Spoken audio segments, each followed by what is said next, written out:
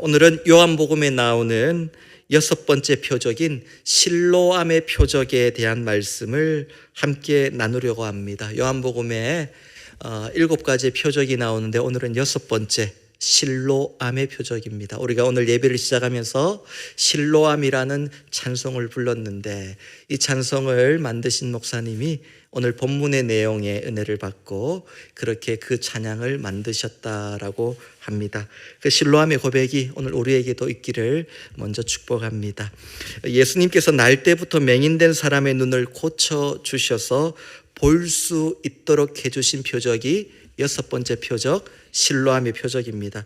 여러분, 예수님의 표적은 단순히 신적인 능력을 보여주시기 위한 내가 능력이 있어 그래서 하나님이야 이런 기적이 아니라고 그랬죠. 표적이라는 것은 예수님이 하신 놀라운 기적 안에 많은 사인들을 담고 있는데 그 사인들이 가리키는 것은 하나, 예수님은 살아계신 하나님의 아들이고 그리스도이십니다. 메시아이십니다. 구원자이십니다. 이걸 보여주는 게 표적. 그래서 요한복음에는 7가지 표적을 담고 있다라고 말씀드렸습니다. 기억나죠? 그래서 예수님께서 표적을 행하신 사람이 누구냐? 또한 그 방법은 어떤 거냐? 장소는 어디였나? 시간은 언제였나가 다 메시지를 담고 있어요. 하나라도 놓치면 안 됩니다. 가나 혼인잔치의 표적, 또는 오병이어의 표적, 물 위를 걸으신 지난주의 그 표적들은 언제 일어났다 그랬나요? 6월절이 가까워 올 때. 그래서 가나의 혼인잔치의 표적은 포도주를 의미하고 오병이어는 주님의 몸이신 떡을 얘기하고 마지막 6월절에 제자들과 함께 성찬을 하셨다 그랬잖아요. 그런 의미가 있는 거예요. 오늘 표적은 실로암의 표적은 초막절이 끝나고 나서 한 며칠 후에 예수님께서 예루살렘 성전에 계시다가 또한 예루살렘에 계시면서 보여주신 표적입니다. 그래서 초막절과 실로암은 아주 중요한 연관이 있습니다. 관계가 있어요. 그래서 초막절을 모르면 실로암의 표적을 알 수가 없어요. 그냥 눈에 진흙을 바르고 씻고 와 그랬더니 믿음으로 나았더라 그런 거 아닙니다, 여러분. 초막절의 의미를 알아야지 이 표적이 무엇인지를 알 수가 있습니다. 먼저 여러분, 실로암이 어떤 곳인지, 실로암에 가서 씻으라 그랬는데 어디 있는 웅덩이 못인지 산에 있는지 어디 있는지 잘 애매하시죠? 제가 사진을 준비해 왔습니다. 자, 밑에 보이는 큰 풀장처럼 생긴 게 실로암입니다. 그러니까 사람이 만든 인공 저수지입니다.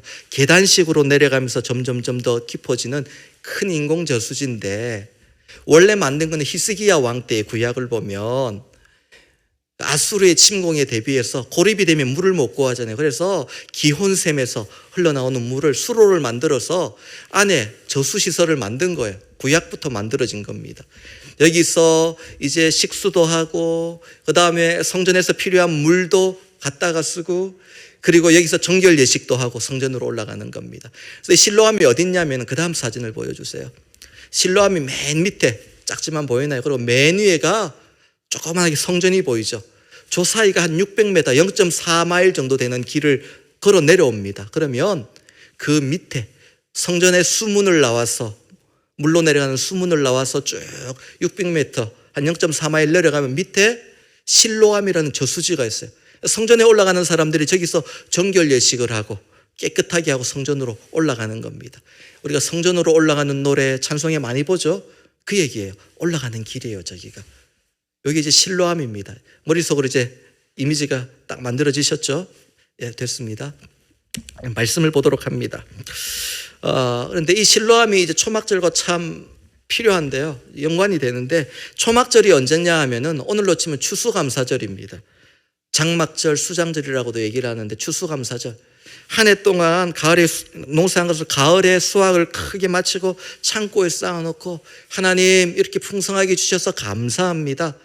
그렇게 감사를 고백하는 게 이 초막절입니다. 그런데 이때 하는 게 있어요. 창고에 곡식을 가득히 넣어놓고 이스라엘 백성들은 잔치를 벌이는 게 아니고 마당이나 들판으로 나가서 텐트를 칩니다. 초막을 쳐요. 장막을. 그리고 나서 광야 40년 동안 하나님께서 우리를 인도하여 주셔서 약속의 땅에 올 수 있었습니다. 이 풍성함이 다 광야의 은혜 때문이었습니다. 일주일 동안 텐트에 들어가서 시간을 보내는 거예요. 가득 얻었다고 풍성함을 가지고 잔치를 벌이는 게 아니라 텐트에 들어가서 거기서 기뻐하고 감사를 고백합니다. 이게 초막절입니다. 여러분, 광야에서 40년 동안 200만 명이 넘는 이스라엘 백성이 살 때 가장 중요한 게 뭘까요? 물입니다. 물을 구한다는 게 200만 명이 40년 동안 마실 물을 사막에서 광야에서 어떻게 구할까요? 불가능한 일이죠. 그런데 하나님이 무리바에서도 가데스에서도 반석을 쳐서 물이 나오게 하시고 이스라엘 백성들이 목마르지 않도록 해주셨거든요. 그게 은혜였습니다. 그걸 기억하는 거예요. 그래서 이 기억을 하면서 초막절이 되면 성전에서 매년 하는 행사가 있습니다. 아주 특별한데 초막절을 일주일 동안 매일 아침마다 하는 행사, 예배, 의식이 있는데 이게 물부음 의식, 이걸 실로암에서 가져와서 하는 거예요. 그 얘기가 요한복음 오늘 본문의 앞부분인 7장, 8장 보면 다 그 얘기입니다. 그게 그 배경에서 나온 얘기들이거든요. 그래서 이 초막절 일주일 동안 뭘 하냐? 아침마다 제사장이 성전 제단에서 생수와 포도주를 가져와서 제단에 붓습니다. 제단에서 흘러내리게 하는, 이게 감사의 예배고 내년에도 비를 많이 내려주세요라는 소망의 예배입니다. 그리고 기도를 하고 축복을 하는 거예요.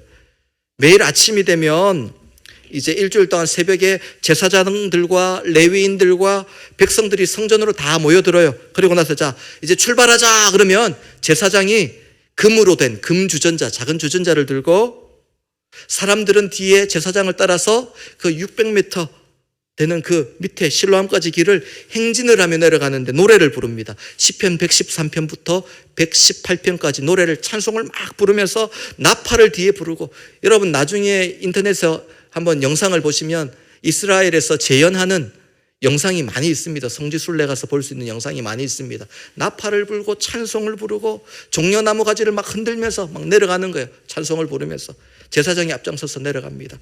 행진에서 쭉 실로암못까지 내려가서 이제 제사장이 실로암못에 있는 물을 금 주전자에 담습니다. 그러면 다른 한 제사장이 또 나와서 은으로 된 병에다가 포도주를 담아요. 금주전자의 실로암 물과 은병에 담긴 포도주를 들고 다시 반대로 성전으로 노래를 부르며 올라갑니다. 찬송을 부르며 퍼레이드를 합니다. 축제 퍼레이드를 해요. 그리고 성전에 도착하면 이 성전 번제단, 제단 서쪽 끝에 은으로 된 접시가 2개 있는데 거기 한쪽에는 실로암의 물을 붓고 한쪽에는 포도주를 붓습니다. 그럼 이게 제단으로 막 흘러내리잖아요. 성전에서 은혜의 생명수가 막 흘러내리는 거예요. 풍요를 상징하는 포도주가 흘러내리는 거예요. 그럼 그때 백성들이 환호를 하고 막 외치고 호산나를 외치고 가지를 흔들고 나팔을 불고 클라이막스가 되는 겁니다.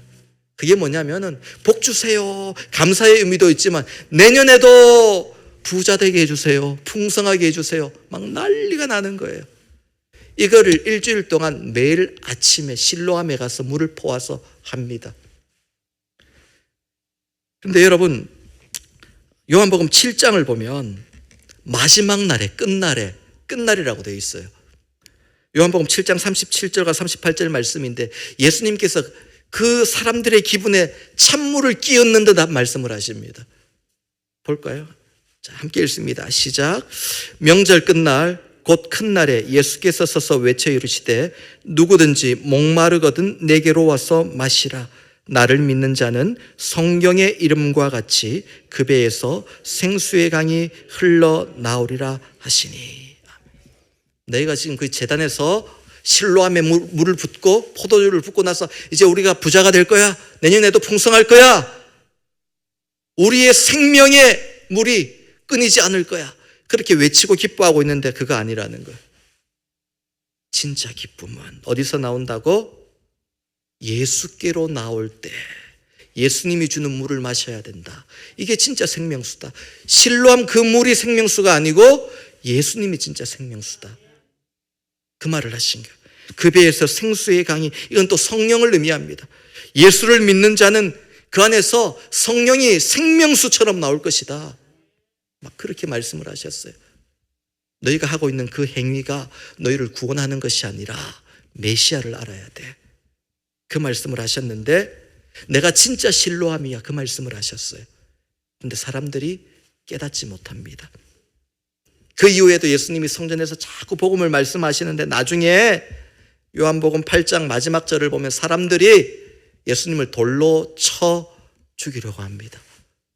듣다가 화가 나서 예수님을 돌로 치려고 합니다. 그게 오늘 본문 바로 앞절인 요한복음 8장의 마지막 절입니다. 그때 예수님이 성전을 떠나셨다 라고 되어 있어요. 그리고 오늘 본문에 실로암의 이야기가 시작됩니다. 여러분 이 얘기가 어떻게 나왔는지 아시겠죠? 이 표적이 왜 일어났는지 어떻게 시작됐는지 실로암이 어떤 의미인지 여러분 기억을 하셨죠? 그리고 오늘 본문을 함께 보도록 합니다. 오늘 본문 1절을 보면 예수님께서 길을 가실 때에 날 때부터 맹인된 사람을 보셨다.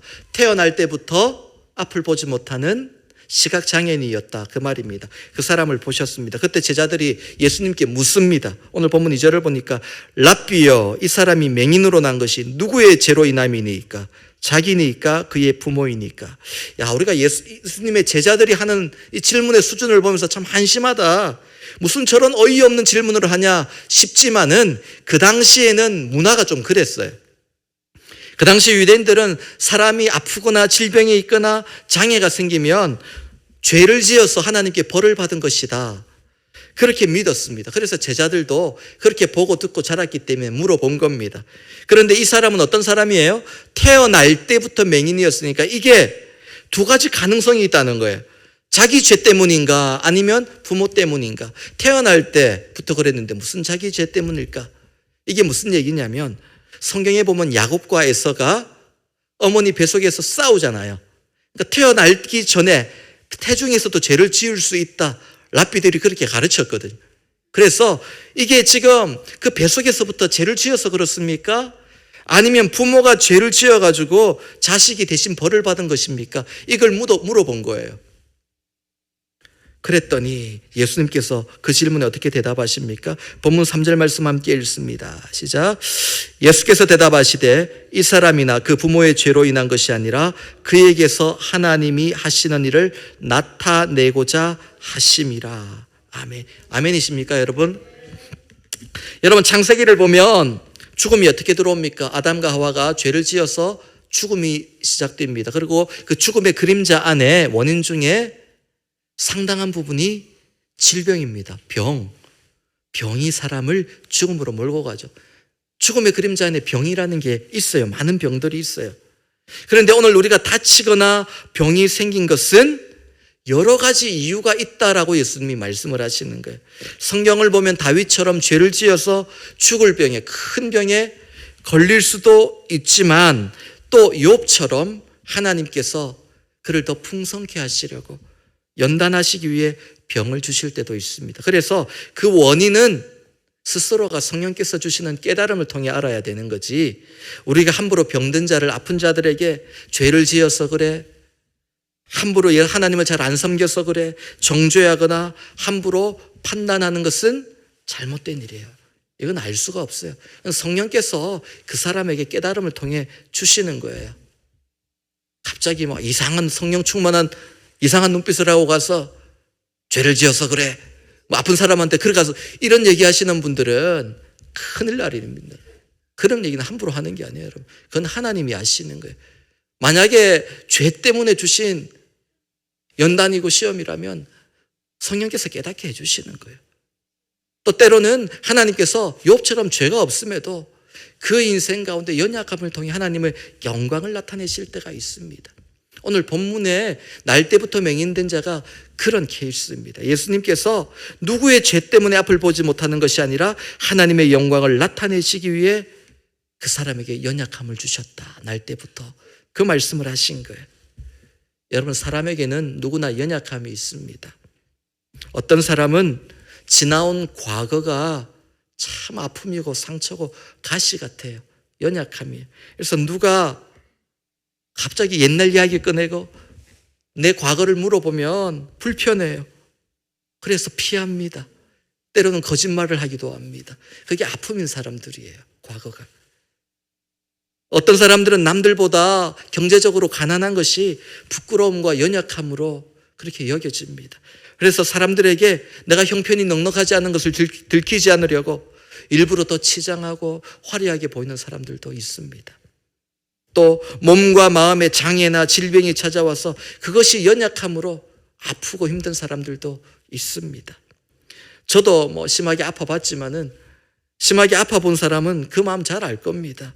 몸이 아프면 마음이 자꾸 아프고 연약해져요. 막 무너집니다. 그리고 정말로 날 위로하려고 전화를 주시고 연락을 주시는데 그거 받는 게 너무 힘들어요. 그거 받고 위로받는 것도 내 마음이 무너질 때가 있어요, 여러분. 그건 아파본 사람만 알아요. 때로는 그냥 가만히 나 좀 내버려뒀으면 좋을 때도 있어요. 그게 그 사람의 연약함이고 아픔이거든요. 위로받으면 좋겠지만은 건드리는 것 자체가 너무 힘들어서 좀 안 건드렸으면, 이 얘기 안 꺼냈으면 이럴 때도 있어요. 그래서 여러분 너무 아픈 사람들이 연락 안 받으면 받을 때까지 열통스물통 하지 마시고요. 좀 기다려주세요. 시간을 주시고 기도해 주셔야 돼요. 그때는. 또 가족이나 자녀의 일이 아픔인 사람들도 있어요. 나가면 어디 가면 가족 얘기하는 게 너무 수치스럽고 또 아프기도 하고 감추고 싶은 내 연약함인 사람들도 있어요. 세상에 연약함이 없는 사람, 완벽한 인생을 사는 사람, 여러분 우리가 그걸 꿈꾸지만 그런 사람은 한 사람도 없어요, 여러분. 연약함이 없으면 사람이 아니에요. 우리는 완벽하고 아름다운 행복한 인생을 꿈꾸지만 그러나 뒤집어 보면 다 연약함이 있어요. 성경에 나오는 나아만 장군 보세요. 백성들이 칭송하고 화려한 빛나는 갑옷을 입고 오지만 그 안에 몸은 문둥병으로 썩어가고 안 보여주는 거예요. 화려한 것만 보여주고 그 안에 썩어가는 문둥병은 어디 가서 말을 못하는 거예요. 남들에게 말 못하는 속이 썩어 들어가는 그런 아픔이 있지 않습니까? 이게 다 연약함이에요. 우리가 보기에 부러워 보이고 완벽해 보이고 화려한 사람들, 여러분 화려한 게 아니라 그 사람들은 남들에게 잘 안 들킨 거예요. 그 화려한 갑옷 안에 썩어가는 그 몸을 남들에게 들키지 않은 잘 관리했을 뿐이지 연약함이 없는 게 없어요. 야, 부자니까 자식들 다 잘 됐으니까 일이 잘 풀리니까 아이고 걱정할 게 없겠네요. 아니요. 안 드러나서 그래요. 안 들켜서 그래요. 속이 썩어 들어가는 게 있다고요. 모든 사람이 인생에 아픈 부분이 있고 감추고 싶은 부분이 있습니다. 그리고 그게 드러나면 큰일 나는 줄 알아요. 약점이 되어서 언젠가 내가 공격받을 거다 생각합니다. 수치를 당할 거라 생각해요. 심지어는 하나님 앞에서도 그래서 그걸 드러내지 않습니다. 내가 필요한 것만 구하지 아픈 심령을 드러내지 않습니다. 그런데 여러분, 하나님의 은혜가 임하는 곳이 어디입니까? 가장 연약한 나의 가장 아픈 부분이더라는 겁니다. 내 인생의 연약함들이 하나님의 영광을 나타내시는 은혜의 자리가 된다. 오늘 예수님이 본문 3절 말씀을 통해 그 말씀을 하시는 거예요. 너희가 하나님의 은혜를 깊이 경험하고 특별한 은혜를 경험하고 싶다면 그 연약함을 가지고 나오라는 거예요. 그 연약함을 감추지 마라는 거예요. 예수님께서 이 날 때부터 맹인된 자를 고쳐주실 때 도망가지 않습니다. 주님 앞에 다 드러냅니다. 그대로 있는 거예요. 주님 앞에 그냥 나오라는 거예요. 주님이 원하는 건 다른 게 없어요. 나의 열정, 무슨 성과, 하나님이 원하시는 것을 이루어야 되는 것, 그냥 연약함을 가지고 나오라는 거예요. 주님 앞에 서라는 거예요. 주님이 원하시는 게 그거예요. 내가 연약할수록 그 연약함들 위에 하나님의 은혜가 담깁니다. 연약함으로 움푹 파인 그곳이 은혜의 그릇이 되더라는 거예요. 하나님이 거기 은혜를 부어주시는 거예요. 내가 잘났다고 자꾸 우뚝우뚝 서면 은혜가 담길 그릇이 뒤집어지는 거예요. 자꾸 연약함으로 움푹 파인 것을 주님께 들고 나와야 됩니다. 주님 앞에 내려놓으면 주님의 은혜가 거기 담기게 될 줄 믿습니다. 날 때부터 맹인이었던 이 사람도 누구의 죄 때문에, 세상 말로 지지리도 운이 없어서 그렇게 된 것이 아니라 그 연약함 때문에 예수님이 그 앞에 멈추어 서신 겁니다. 예수님이 보셨고 만나주셨고 보지 못하는 눈만 고침받은 게 아니라 그의 영혼이 구원받는 자리가 되었다. 그 연약함이 은혜의 자리였다라는 것이죠.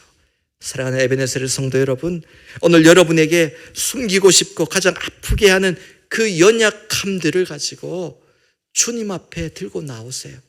그것이 은혜의 그릇이 됩니다. 연약함이 큰 그릇일수록 더 큰 은혜를 주님이 담아주실 겁니다.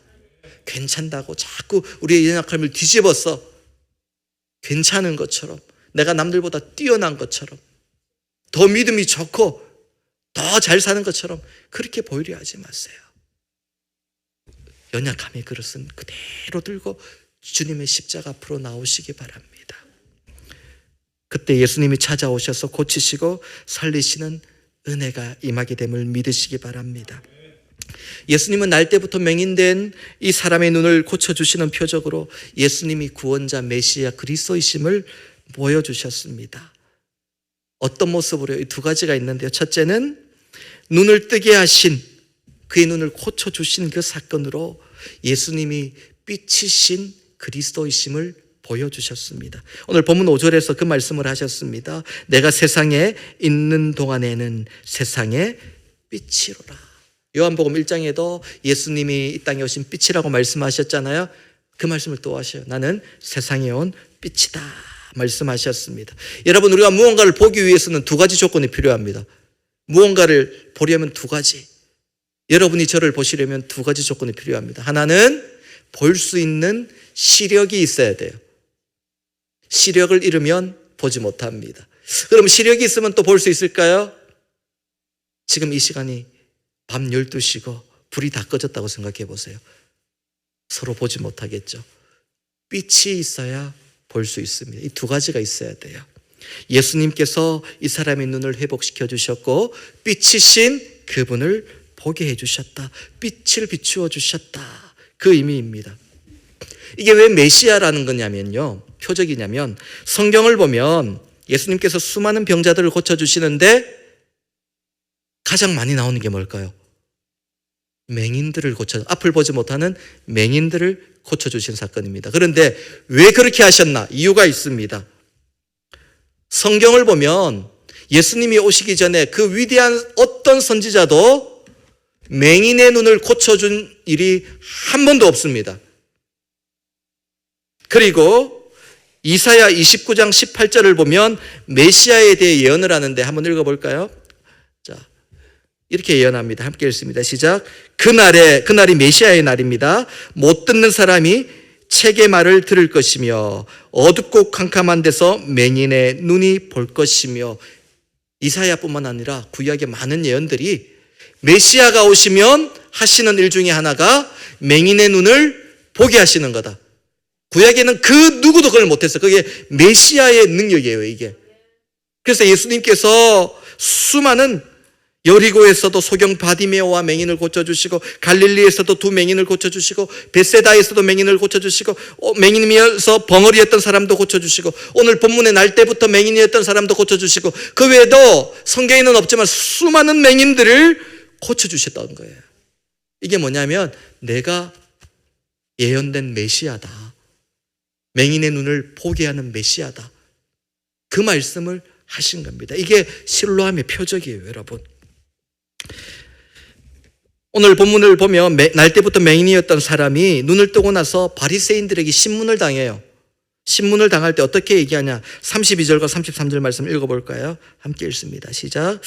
창세 이후로 맹인으로 난 자의 눈을 뜨게 하였다 함을 듣지 못하였으니 이 사람이 하나님께로부터 오지 아니하였으면 아무 일도 할 수 없으리이다. 아멘. 그 말이에요. 예수님이 오기 전에 맹인의 눈을 뜨게 한 그 어떤 선지자도 없었는데 그분이야말로 바로 예언된 메시아. 메시아는 아니고 선지자로 고백합니다. 처음에는 선지자다, 하나님이 보내신 사람이다, 그렇게 얘기를 하는 거예요. 그게 바로 메시아라는 표적입니다. 오늘 본문의 표적에서 예수님께서 이 사람의 육신의 눈을 뜨게 하신 것보다 더 중요한 것은 그의 영의 눈이 열리게 했다는 겁니다. 여러분, 처음에 눈을 떴을 때 자신이 고쳐준 사람이 누군지 전혀 몰라요. 그래서 오늘 본문 11절을 보면 예수라 하는 그 사람이, 그래요. 예수라 하는 그 사람이, 그 말은 내가 이름은 들어봤는데 그 사람이 어디서부터 왔는지 어떤 사람인지 모른다, 그 말이에요. 예수님이 누군지를 몰라요. 이름만 한번 들어본 거예요. 그런데 생각을 해보니까, 바리새인과 신문하고 대화하면서 생각해보니까 창세부터 눈을 뜨게 한 선지자가 없었는데 내 눈을 뜨게 한 걸 보니까 하나님이 보내신 사람이 맞구나, 그렇게 고백을 해요. 그리고 그 말을 하고 바리새인들에게 쫓겨났을 때 예수님이 다시 찾아와서 내가 인자다, 그리스도다 라고 말씀할 때 그 앞에 엎드려 그리스도임을 고백하고 영접합니다. 영의 눈이 열립니다. 영적으로 구원을 받는 거예요. 그의 영혼이 구원을 받게 됩니다. 여러분, 인간의 육신의 눈이 뜨여졌다 하더라도 이 맹인이 길어야 몇십 년 더 살다가 죽으면 다시 그 눈은 보지 못합니다. 영원히 볼 수 있는 육신의 눈이 없어요. 그런데 예수님께서 이 맹인을 찾아와서 영의 눈이 열리게 하심으로 예수님을 보게 하시니까 그는 죽어서도 영원히 천국에서 주님을 볼 수 있는 사람이 되었어요. 이게 은혜입니다. 영의 눈이 열린 게 은혜입니다. 실로암은 그의 육신의 눈을 연 것이 아니라 영의 눈을 열어 주님이 누군지를 알게 하신 사건이에요. 이게 바로 오늘 본문 3절에서 예수님이 하신 말씀이에요. 그에게서 하나님이 하시는 일을 나타내고자 함이라. 얘가 하나님의 영광을 나타내는 도구야, 이 말이 아니라 이 영혼이 구원받고 살아서 하나님의 영광이 나타나는 거야, 그 말을 하는 거예요. 그냥 하나님의 영광을 나타내려고 이 맹인을 못 보게 했다가 보게 해주는 도구로 사용하신 것이 아니라 이 맹인을 살리시고 예수가 그리스도이심을 보게 하려고 주신 연약합니다. 이게 하나님의 일을 나타내신다는 거예요. 여러분, 우리 육신으로 보는 것들이 많지만 그게 세상의 전부가 아닙니다. 영의 눈이 열려야만 볼 수 있는 것들이 너무나 많아요. 그리고 그걸 봐야만 우리 인생이 승리할 수 있습니다. 육신의 눈으로 보고 판단하고 경험하는 것들은요, 여러분, 전체가 있는데 요만큼 보고 판단하는 거예요. 우리 영혼이 제대로, 우리 인생이 제대로 되려면 영의 눈으로 모든 것을 보아야 됩니다. 그 눈을 누가 열어주십니까?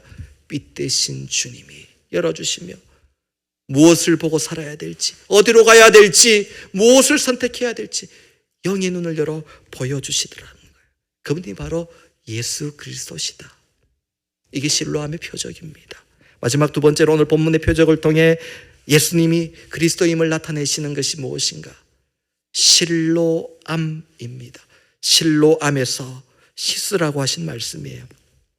예수님께서 이 사람을 고쳐주실 때 그분이 누구신지를 나타내시는 것이 바로 실로암으로 가서 씻으라라는 이 말씀이 제일 중요합니다. 오늘 그 과정을 본문을 통해 자세히 볼까요? 본문 6절의 말씀 어떻게 고칩니까? 6절을 함께 읽습니다. 시작. 이 말씀을 하시고 땅에 침을 뱉어 진흙을 이겨 그의 눈에 바르시고. 처음에 어떻게 합니까? 예수님께서 땅에 침을 뱉으셨어요. 그리고 침을 뱉으신 이유가 뭐냐면 마른 흙을 진흙으로 만드시려고, 그리고 이걸 진흙을 이겨서 그 맹인의 눈에 바르셨습니다. 여러분, 이 모습을 보면 어떤 게 생각나나요? 창세기 2장 7절의 말씀이죠. 여호와 하나님이 땅의 흙으로 사람을 지으시고, 하나님이 흙으로 사람을 만드는, 조각하는 모습, 그 모습을 보여주는 겁니다. 하나님께서 아담을 창조하실 때 하나님의 손으로 흙을 가지고 빚으셨어요. 그 하나님의 손이 이제 이 맹인의 눈을 빚으시는 겁니다. 새로운 창조로, 창조의 모습으로 돌아가도록 그렇게 빚으셔 주시는 거예요. 창조의 하나님이신 걸 보여주십니다. 영의 눈이 열린 사람은 이 의미를 깨닫겠지만 그렇지 않은 사람들은 어떻게 생각했을까요? 그냥 말씀으로 고쳐주시지 찝찝하게 침을 뱉으셔서 그걸 또 눈에 바르시나, 이런 생각을 했겠죠. 그런데 그게 바로 하나님의 만지심이에요. 그걸 맹인은 느꼈습니다. 그리고 예수님께서 날 때부터 맹인된 사람에게 어떻게 합니까? 실로암 못으로 가서 씻으라. 7절 말씀 함께 읽습니다. 시작. 이르시되 실로암 못에 가서 씻으라 하시니, 실로암은 번역하면 보냄을 받았다는 뜻이라. 이에 가서 씻고 밝은 눈으로 왔더라. 아멘. 이 사람이 예수님의 말씀대로 실로암 못에 가서 씻습니다. 그리고 나았어요. 그리고 나중에 사람들 앞에 어떻게 얘기하냐? 11절 말씀 함께 읽습니다. 시작. 대답하되 예수라 하는 그 사람이 진흙을 이겨 내 눈에 바르고 나더러 실로암에서 씻으라 하기에 가서 씻었더니 보게 되었노라. 아멘. 오늘 본문을 보면서 어떤 분들은 이렇게 생각합니다. 날 때부터 맹인된 사람이 믿음으로 순종했더니 나았더라. 믿음으로 순종하여 실로암으로 가서 씻었더니 나았더라. 정말 그럴까요? 여러분, 아닙니다. 이 맹인은 믿음으로 순종한 거 아니에요, 여러분. 그냥 아무 생각 없이 그렇게 우리가 이 본문을 받아들이는데 이 맹인은 믿음으로 순종한 거 아닙니다. 정말 이 맹인이 예수님께서 내 병을 고쳐주실 것이라는 믿음을 가지고 실로암으로 갔을까요? 예수라는 그 사람이, 이름밖에 모르는 그 사람이, 어디서 왔는지도 모르는 그 사람이 가라고 그랬는데 믿음을 가지고 그분은 나의 구주이십니다. 하나님의 아들입니다. 나를 고쳐주소서. 여러분, 오늘 성경을 보니까 다른 맹인들과 다르게 오늘 날 때부터 맹인된 이 사람은 병 고쳐달라 소리 안 합니다. 믿음으로 내려가지도 않습니다. 믿지도 않습니다. 눈이 나을 거라고 믿지 않습니다. 그런 내용 없어요, 여러분. 오늘 본문을 보면 그런 믿음은 하나도 안 보입니다. 그런데 왜 내려갔을까요? 실로암으로. 그러면 왜 실로암으로 내려갔을까요? 왜 예수님께서 이 사람에게 침을 뱉어서 흙을 어겨서 눈을 발라줄 때도 피하지 않고 가만히 있고 내려가라니까 당장 실로암에 내려가서 씻고 왔을까요? 왜? 나을 것이라는 믿음이 있었던 것도 아닌데, 창세부터 눈을 뜨게 한 선지자도 없었는데 왜 내려갔을까요? 실로암까지 내려가는 길이 여러분 멀어요. 그리고 아까 보셨지만 계단식이라서 내려가다가 헛디디면 굴러 떨어집니다. 큰일 납니다. 근데 왜 내려갔을까요? 바로 예수님의 사랑 때문입니다. 오늘 본문 2절과 5절까지의 대화는 예수님과 제자들이 이 맹인 앞에서 한 대화입니다. 맹인이 다 듣고 있어요. 그 사람의 마음이 어땠을까요? 지금까지 모든 사람들이 이 맹인 앞을 지나가면서 죄를 지어서 그렇다, 어떤 죄를 지어서 그렇다 추측하고 정죄하고 저 사람은 저주받은 사람이라고 평생 얘기하는 걸 들었던 사람입니다. 지나가는 사람마다 그럽니다. 나중에 바리새인들하고 얘기할 때도 오늘 본문 뒤에 보면 죄 많은 너가, 죄인인 네가 지금 나를 가르치려고 하느냐, 그렇게 막 호통을 치거든요. 태어날 때부터 죄인이라는 소리 듣고 늘 그렇게 살았던 사람이에요. 심지어 예수님의 제자들조차 그렇게 말을 했습니다. 그런데 예수님께서 어떻게 얘기합니까? 아니라는 거예요. 너는 저주받은 사람이 아니라, 죄 때문이 아니라 하나님의 영광을 나타낼 존귀한 사람이다. 여러분, 그 얘기를 처음 들었을 그 맹인의 마음을 한번 생각해 보세요. 난 울었을 것 같아요. 그냥 막 얼마나 한 번도 받아보지 못한 따뜻한 위로와 그 말씀에 얼마나 힘을 얻고 그분이 누군지 얼마나 보고 싶었겠어요. 아무도 부정하다고 그의 몸에 손을 대지 않았어요. 그런데 예수님은 그의 손을 직접 대셨어요. 만져주셨어요. 그 터치가 얼마나 뜨겁고 얼마나 감격이었겠습니까? 나를 존귀한 사람이라고 말해주고 내 몸을 만져주시는 사람, 그 눈을 이렇게 만져주시는 그 예수님, 얼마나 감동이었을까요? 그러니 낫지 않는다 하더라도, 낫는 믿음이 아니더라도 그 사랑만으로 그 마음이 움직여 실로암으로 내려가지 않았을까요? 여러분, 주님의 위로와 만지심은 우리를 회복하고 고칩니다. 이렇게 세웁니다. 내가 비록 눈을 뜨지 못한다 할지라도 주님의 사랑만으로 나는 행복합니다. 충분합니다. 내 잔이 넘치나이다. 이게 맹인의 고백이지 않았을까요? 사랑하는 성도 여러분, 세상이 나를 정죄하고 내 편이 하나도 없을 것 같을 때가 있어요. 그때도 주님은 아니라고 말씀하십니다. 너는 존귀한 인생이라고 말씀하십니다. 세상이 다 너를 떠나고 비난하더라도 나는 너의 편이 되어 나를 떠나지도 않고 너를 버리지도 않을 거라고 말씀하십니다. 이게 주님의 위로예요. 이게 주님이 우리의 구원자 되심이에요. 여러분, 오늘 우리의 모습은 어떻습니까? 내게 무언가를 주신다, 눈을 뜨게 해줘야만, 약속해야 믿음으로 움직이고 순종하는 모습은 아닙니까? 우리는 그걸 믿음이라고 말하지 않습니까? 그런데 예수님은 우리를 사랑하시며 들려주시는 그 음성과 만지심만으로도 우리가 행복함을 깨닫기를 원하십니다. 날 때부터 맹인된 사람이 그 위로만 받은 게 아니에요.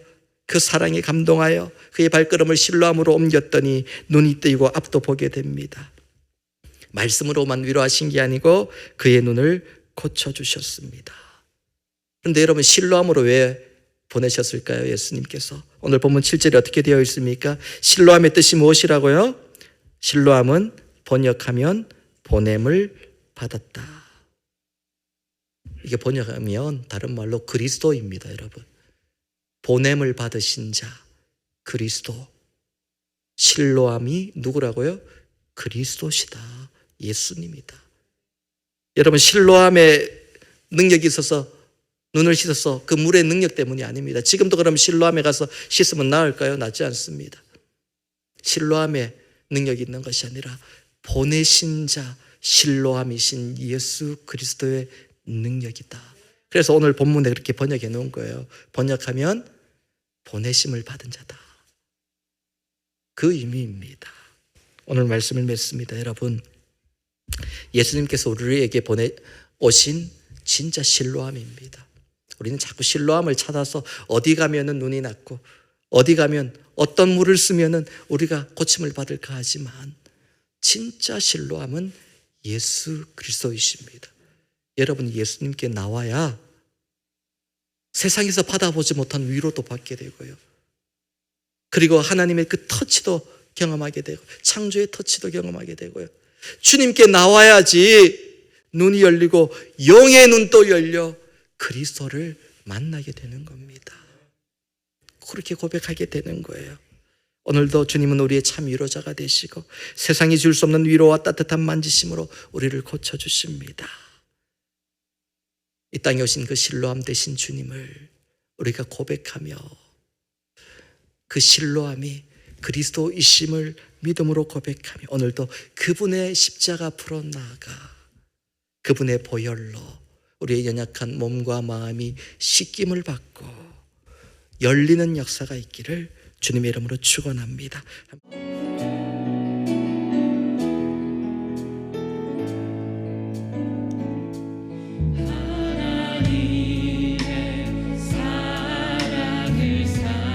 하나님의 평안을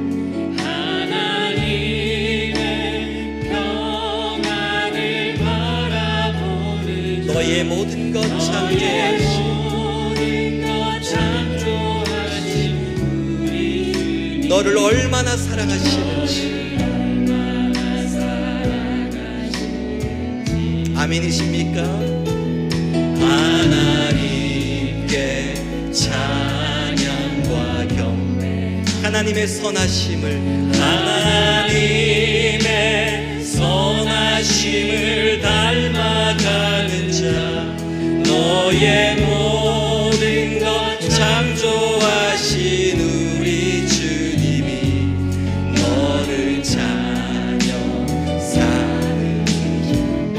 하나님 사랑의 눈으로 하나님 사랑의 눈으로 너를 어느 때나 바라보시고 하나님 인자한 귀로 하나님 인자한 귀로서 언제나 너에게 기울이시니 어두움에 밝은 빛을 비춰주시고 너의 작은 신음에도 응답하시니 너는 어느 곳에 있든지 주를 향하고 주만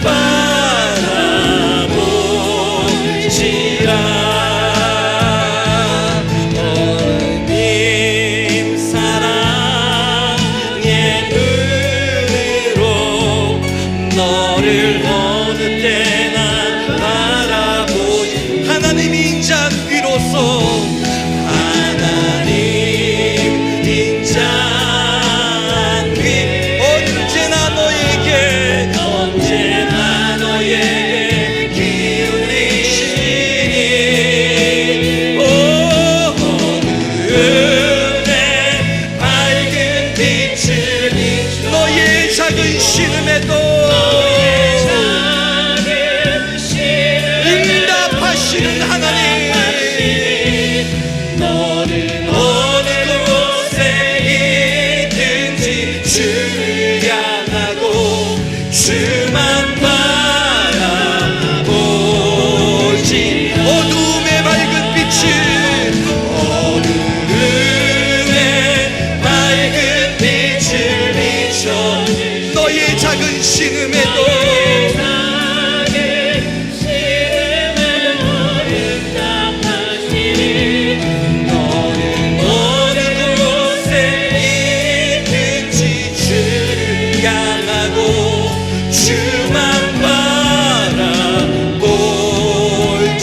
십자가 앞으로 나갑시다. 주의 보혈 흐르는데 믿고 뛰어나. 주의 보혈, 주의 보혈 내가 믿어 깨끗하게 돼. 한 번 더 십자가 앞으로 나갑니다. 주의 보혈, 주의 보혈 흐르는데 믿고 뛰어나가. 주의 은혜, 주의 은혜 내가 믿어 깨끗하게 되어. 이 시간 우리 합심으로 기도하며 나가기를 원합니다. 하나님, 오늘도 주님 앞으로 나아갈 때에 주님 우리의 눈이 열리게 하시고 우리의 연약함이 회복되는 역사가 있게 하여 주옵소서. 주여 한번 크게 부르짖습니다. 주여. 하나님 아버지, 이 시간 주님 앞으로 나아갑니다. 아버지, 우리의 연약함